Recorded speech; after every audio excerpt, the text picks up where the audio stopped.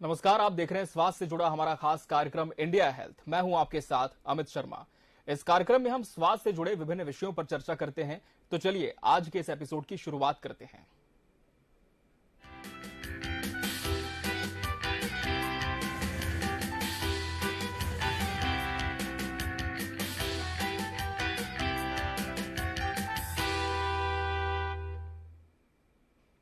इस सीजन में पिंक आई यानी कंजक्टिवाइटिस की समस्या लगातार देखने को मिल रही है। इंडिया हेल्थ के इस एपिसोड में आज हम इसी पर चर्चा करेंगे और इसके लिए हमारे साथ स्टूडियो में मौजूद हैं एसडीआई हॉस्पिटल से senior consultant and surgeon doctor Praful Dewangan ji. Praful ji, आपका बहुत बहुत स्वागत है हमारे इस खास कार्यक्रम में। और आज हम जानने की कोशिश करेंगे कि आखिर ये समस्या लगातार क्यों बढ़ रही है, इस सीजन में इसके मरीज क्यों सामने आ रहे हैं और इसका उपचार किस तरह से किया जा सकता है। सर, जिस तरह से हम देख रहे हैं कि इस सीजन में लगातार कंजक्टिवाइटिस के जो मरीज हैं उनकी समस्या लगातार बढ़ती जा रही है, सबसे पहले हम आपसे समझना चाहेंगे पिंक आई फ्लू कंजक्टिवाइटिस क्या होता है। कंजक्टिवाइटिस जो है अभी इस सीजन में काफ़ी फैला हुआ है। कंजक्टिवाइटिस को कहते हैं जो हमारी आंखों की बाहरी परत या सफ़ेद झिल्ली जो होती है उसका सूजन आना, उसको कंजक्टिवाइटिस कहते हैं। ये बरसात के दिनों में बहुत ज़्यादा ही फैलता है क्योंकि वार्म एंड ह्यूमिड क्लाइमेट के कारण ये एक लोग से दूसरे लोग में बहुत ज़्यादा फैलता है। इसलिए अभी ये एपिडेमिक फैला हुआ है ऑल ओवर इंडिया में, खासकर अभी छत्तीसगढ़ में बहुत ही ज़्यादा फैला हुआ है। जी बिल्कुल। अगर हम इसके सिम्टम्स की बात करें तो किस तरह के इसके लक्षण देखने को मिलते हैं जिससे हम ये पता कर पाएं कि ये कोई आम इन्फेक्शन नहीं आंखों का, ये कंजक्टिवाइटिस है। देखिए, इसके सिम्टम्स बहुत ही हर आदमी में अलग अलग वेरिएबल सिम्टम्स आते हैं, किसी में कम किसी में ज़्यादा। सबसे पहला कॉमन सिम्टम्स होता है आंखों का लाल होना, जिसके कारण हम इसको पिंक आई भी बोलते हैं, रेड आई सिंड्रोम भी बोलते हैं या फ्लू आई भी बोलते हैं। तो पहला सिम्टम्स होता है आंखों का लाल होना, बार बार आंखों से पानी आना, आंखों में दर्द होना, आंखों में चुभन होना, कभी कभी कुछ केसेस में आंखों में ग्रीड आना, मतलब आंखों का चिपकना भी होता है। बहुत सारे लोग कभी कभी बताते हैं कि जब हम सुबह सो के उठते हैं तो हमारी आंखें चिपकने लग जाती है और हमारी आंखों में लालीपना रहता है। तो ये मोस्ट कॉमन सिम्टम्स है अपना फ्लू आई का या कंजक्टिवाइटिस का। इसके साथ साथ कुछ केसेस में हमने देखा है कि आंखों का सूजन आना, कभी कभी गला में दर्द होना और कुछ केसेस में बुखार तक आता है। बिल्कुल, तो कुछ केसेस में बुखार भी देखने को मिलता है, यानी पर्सन टू पर्सन इसके जो सिम्टम्स हैं वो डिफर हो सकते हैं। सर, एक बहुत ही आम सवाल जो लोगों के मन में होता है कि जिस तरह से अमूमन दूसरे वायरस होते हैं, एक इंसान को होता है, घर के किसी और सदस्य को हो जाता है, एक कलीग को होता है, दूसरे में इन्फेक्शन हो जाता है, तो क्या कंजक्टिवाइटिस में भी ऐसा देखने को मिलता है कि ये वायरस की तरह एक दूसरे से इंसान में फैलता है? बिल्कुल, देखिए ये वायरस जो है एक इंसान से दूसरे इंसान में फैलता है। ये सारे एज ग्रुप में होता है, बट ज़्यादातर बच्चों को ज़्यादा होता है। बट ये जैसे हमने कोविड टाइम में देखा था कि छूने से या टच करने से ऐसा नहीं फैलता है। नॉर्मली ये फोमाइट ट्रांसमिशन होता है। आँखों में जो पानी द्रव जो निकलता है उसको छूने से एक आँख से दूसरे आँख में फैलता है कि हम हमारे आँखों को छू के, जो इन्फेक्टेड आई है उसको छू के अगर किसी सतह को छूते हैं और वहाँ कोई नॉर्मल आदमी उस सतह को छूता है फिर अपनी आँखों को छूता है, तब ऐसे केसेस में पिंक आई या कंजक्टिवाइटिस फैलता है। बट नॉर्मली ऐसे एक आदमी के आँख में दूसरे एक आँख के पिंक आई के देखने से दूसरा ही अगर आदमी देखता है तो ऐसे नहीं फैलता, बट ये फोमाइट ट्रांसमिशन होता है। बिल्कुल, ये बहुत बड़ी भ्रांति आपने लोगों की दूर की, क्योंकि अक्सर लोगों को लगता है कि अगर किसी को कंजक्टिवाइटिस हो गया है, आई फ्लू हो गया है, आंख आ गई है, तो अगर आप उसे देखते हैं तो देखने से ये ट्रांसफर हो जाता है। तो ये जानना बहुत जरूरी था कि फोमाइट ट्रांसफर इसका होता है। अब हम इसके सिम्टम्स के बाद डिस्कशन कर लेते हैं सर कि इसके कारण क्या क्या हो सकते हैं, कौन कौन से सीजन में ये होता है, क्या सिर्फ बारिश का ही एक सीजन है जिसमें अक्सर ये समस्या होती है, इसके रीजंस क्या होते हैं? देखिए, पिंक आई के जो कंजक्टिवाइटिस के बहुत सारे कॉज होते हैं, उसमें मूलतः होता है वायरस, बैक्टीरियल और एलर्जिक। तो वैसे तो ये जो वायरल और बैक्टीरियल जो है वो मूलतः अपना रेनी सीजन में होता है, क्योंकि हॉट एंड ह्यूमिड क्लाइमेट जो रहता है इसका फेवरेबल कंडीशन होता है रेप्लिकेट होने का। इसी कारण अभी आपने देखा होगा कि छत्तीसगढ़ में बहुत ही ज़्यादा फैला हुआ है, एपिडेमिक जैसा हो गया है, क्योंकि अभी छत्तीसगढ़ में इस मंथ काफ़ी ज़्यादा बारिश हुई है। तो ये मूलतः जो वायरल के कारण ये वायरस के लिए फेवरेबल कंडीशन होता है रेप्लिकेट करने का, इसलिए ये अच्छा खासा विकराल रूप ले चुका है छत्तीसगढ़ में। दूसरे कंडीशन होते हैं बैक्टीरियल, वो भी कुछ केसेस में मिलते हैं, 10% केसेस 100 में कह सकते हैं, और कुछ होता है एलर्जिक। इसके साथ साथ भी रेड आई के बहुत सारे रहते हैं, आंखों में चोट लगना और हाइपरटेंशन की वजह से, और किसी को अगर ऑटो इम्यून डिसऑर्डर्स हैं तो इस कारण भी अपन को कंजक्टिवाइटिस हो सकता है। बिल्कुल, सर, हम इसे एक आम बीमारी की तरह समझकर ट्रीट कर सकते हैं या फिर इसमें भी बहुत ज्यादा डिफरेंशिएशन देखने को मिलता है? जैसे कि वायरस के बहुत सारे प्रकार होते हैं, जी जी। तो क्या कंजक्टिवाइटिस भी कई तरह का हो सकता है? हाँ जी, कंजक्टिवाइटिस के बहुत बहुत अलग, जैसे मैंने ही आपको अभी बताया, वायरल कंजक्टिवाइटिस हो सकता है, बैक्टीरियल कंजक्टिवाइटिस हो सकता है, एलर्जिक कंजक्टिवाइटिस हो सकता है, ऑटो इम्यून कंजक्टिवाइटिस हो सकता है। तो इसके भी अलग अलग टाइप होते हैं। उस हिसाब से जो जो होता है, तो इसीलिए हम बोलते हैं जब भी आपको कंजक्टिवाइटिस हो, आप अपने आसपास के नेत्र चिकित्सक को दिखा के ही अपना दवाई पानी चालू करें। बिल्कुल। छोटे बच्चों के लिए कितना ज्यादा ये खतरनाक माना जा सकता है सर? देखिए, आमतौर पर जो अभी कंजक्टिवाइटिस है, ये सेल्फ लिमिटिंग डिसऑर्डर्स होता है। ये नॉर्मली 2 वीक से 3 वीक में अपने आप ठीक हो जाता है, बट हमें सिम्टोमेटिक ट्रीटमेंट देना पड़ता है। तो मैं यही कहना चाहूँगा, अगर किसी को कंजक्टिवाइटिस अगर हुआ है तो पैनिक होने की ज़रूरत नहीं है, बस हमें सिम्टोमेटिक ट्रीटमेंट लेना है। खासकर बच्चों को भी बस थोड़ा सा कुछ सिम्टोमेटिक ट्रीटमेंट देना है ताकि ये अपना विकराल रूप ना ले। नॉर्मली ये पैनिक होने की ज़रूरत नहीं है और ये 2 से 3 हफ्ते में खुद से ट्रीट भी हो जाता है। बिल्कुल। जहां तक बात है सर इससे बचाव की, तो कौन कौन से प्रिवेंटिव मेजर्स हम ले सकते हैं जिससे कि हम इस समस्या से बच सकें? देखिए, कुछ कुछ हैं डूज एंड डोंट्स, जैसे हम कहते हैं अपनी भाषा में। तो हमें कुछ, जैसे किसी को कंजक्टिवाइटिस हुआ है तो हमें ये ख्याल रखना है कि वो थोड़ा अपने आप को आइसोलेट कर लें, भीड़ भाड़ इलाके में ना जाएं, अपनी आंखों को बार बार ना छुएं, आंखों को रगड़े ना, और आंखों को अच्छे से पानी से साफ करें। लोगों से, जैसे एक आपने आमतौर पे देखा होगा, अगर परिवार में किसी एक को कंजक्टिवाइटिस हुआ है तो पूरे परिवार को हो जाता है। हम लोग आमतौर पे क्या करते हैं कि घर में एक ही टॉवेल, एक ही सोप, एक ही टूथपेस्ट यूज करते हैं। तो जिसको भी कंजक्टिवाइटिस हुआ है, सबसे पहले उनको सेपरेट करना है। उनका क्लॉथ हो गया, उनका टॉवेल, उनका टूथपेस्ट हो गया, उनका सोप, सब अलग करना है। सेकंड चीज, हमें बार बार हैंड वॉश करना है। जैसे हमने कोविड टाइम में जो एक आदत डाली थी, बार बार हैंड सैनिटाइज करना, हैंड वॉश करना, तो ये हैबिट फिर से हमको थोड़े दिन के लिए लानी पड़ेगी। इससे हम वायरस को फैलने से काफी हद तक बचा सकते हैं। यानी कि 2 गज है की दूरी जो है अभी भी बहुत ज्यादा जरूरी हो जाती है। और अगर हम इसके मेडिकल ट्रीटमेंट में जाएं सर, तो अगर किसी व्यक्ति को कंजक्टिवाइटिस हो चुका है तो इसका उपचार किस तरह से होता है और कितना ड्यूरेशन इसके प्रोसेस में लगता है? देखिए, ये पर्सन टू पर्सन डिफर करता है। जैसे मैंने अभी कहा कि जितने भी सिम्टम्स हैं, हर एक आदमी को नहीं, जैसे 8 या 9 सिम्टम्स है, जरूरी नहीं है हर आदमी को वो सिम्टम्स आए, किसी में कम, किसी में ज़्यादा, उस हिसाब से उपचार किया जाता है। जैसे थोड़ी देर पहले मैंने आपको बताया कि ये सेल्फ लिमिटिंग डिसऑर्डर्स है, वायरस डिसऑर्डर है, डिजीज है, तो ये 2 से 3 हफ्ते में अपने आप ही ठीक हो जाता है अगर हम सारे प्रिकॉशन प्रॉपर फॉलो करें। बट फिर भी हमें सिम्टोमेटिक ट्रीटमेंट थोड़ा लेना पड़ता है।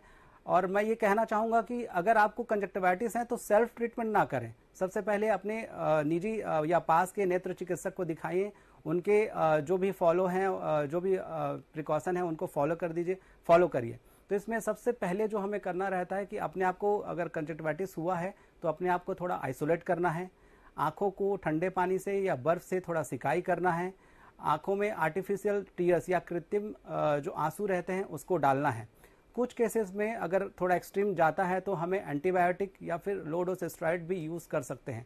इसके साथ हम सिम्टोमेटिक ट्रीटमेंट में एनाल्जेसिक भी दे सकते हैं। बट ये सब आपको तभी फॉलो करना है जब आप अपने डॉक्टर को दिखा लें और आपके डॉक्टर ने आपको ये एडवाइस किया है तो। बिल्कुल। तो खुद का डॉक्टर आपको नहीं बनना है और जब तक आप विषय विशेषज्ञ से परामर्श ना ले लें तब तक किसी भी दवाई का इस्तेमाल आपको कंजक्टिवाइटिस के लिए या और किसी परेशानी के लिए नहीं करना है। सर, जिस तरह से आपने जिक्र किया कि हम कुछ प्रिवेंटिव मेजर्स इसके लिए ले सकते हैं, भीड़ भाड़ वाली जगहों से जाने से हमें बचना चाहिए, बहुत प्रायोरिटी में होना चाहिए। लेकिन वो लोग जिनका ऐसा पेशा है कि उन्हें भीड़ में ही जाकर के काम करना है, चाहे सेल्स की फील्ड से हम हो, मीडिया फील्ड से हो या किसी और फील्ड से, जिन्हें लोगों के बीच में लगातार जाना है, वो किस तरह से अपना बचाव कर सकते हैं? तो देखिए, जैसे भीड़ में बेसिकली अगर आपको कंजक्टिवाइटिस हुआ है तो कुछ दिन तो आप घर पे रेस्ट करें, एटलीस्ट 1 वीक, ताकि भीड़ भाड़ जगह में जाने से बचें। आप अपने जहां वर्क करते हैं वहां भी आप बता सकते हैं, वो खुद आपको छुट्टी दे देंगे कि आप थोड़ा दूर रहिए क्योंकि कम्युनिकेबल है, दूसरे को भी फैलेंगे करके। अगर इन केस आपको कुछ इमरजेंसी सर्विसेज के लिए अगर जाना पड़ सकता है तो आप डार्क गॉगल लगाइए, जाइए, उससे बहुत हद तक बचाव हो सकता है। कोशिश करें इधर उधर ना छुएं, सैनिटाइजर यूज करें, बार बार आंखों को छू के किसी वस्तु को छूने से बचें। ये सब चीजें फॉलो करना है। बिल्कुल। हम चाहेंगे कि सर आप दर्शकों को इस पर भी जानकारी दें कि जिस तरह से चश्मों का इस्तेमाल हम करते हैं, किस तरह के प्रोटेक्टेड यूवी प्रोटेक्टेड गॉगल्स हम यूज कर सकते हैं, किस तरह के स्पेक्स का हम इस्तेमाल कर सकते हैं ताकि आंखों पर उसका किसी तरह का विपरीत प्रभाव ना हो।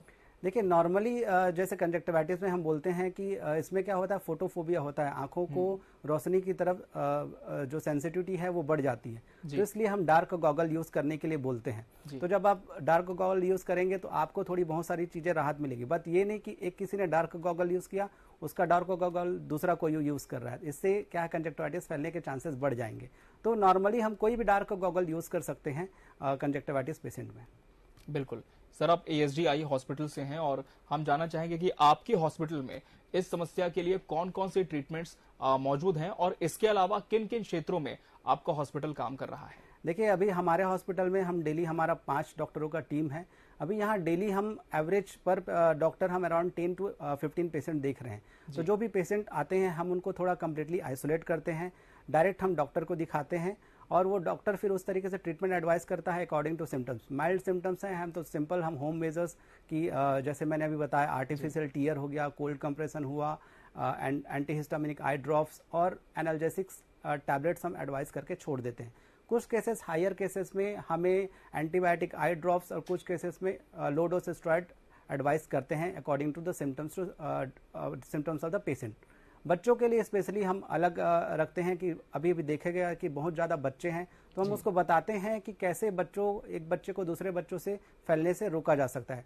तो बेसिकली हम एजुकेट करते हैं पेशेंट को कि कैसे आप अपने कंजक्टिवाइटिस को कम्युनिटी ट्रांसमिशन से रोक सकते हैं। बिल्कुल सर, ASGI हॉस्पिटल्स पर हम और बात करना चाहेंगे, कितने साल इस ग्रुप को हो चुके हैं, रायपुर में कहाँ कहाँ आप लोगों की सर्विसेज अभी तक हुई है। रायपुर में सर अभी यहाँ 10 से 11 साल ऑलमोस्ट हो गया। 2012 to 13 में ये ओपन हुआ था रायपुर में, तब से ये निरंतर चला आ रहा है। अराउंड ऑल ओवर इंडिया में हमारी 146 ब्रांचेस हैं, अलग अलग स्टेट में, अलग अलग शहरों में। वहाँ सारी तरीके की multi speciality eye facilities provide करते हैं। कॉर्निया, कैटरेक्ट हो गया, रेटिना हो गया, glaucoma and oculoplasty, paediatric, ophthalmology, every type eye related services हमारे हॉस्पिटल में प्रोवाइड किया जाता है। बिल्कुल। और जिस तरह से आप लोग सर लगातार हेल्थ कैंप्स भी करते हैं, तो किस तरह का जो एक रिस्पांस है वो अभी तक पब्लिक का आपको देखने को मिला है।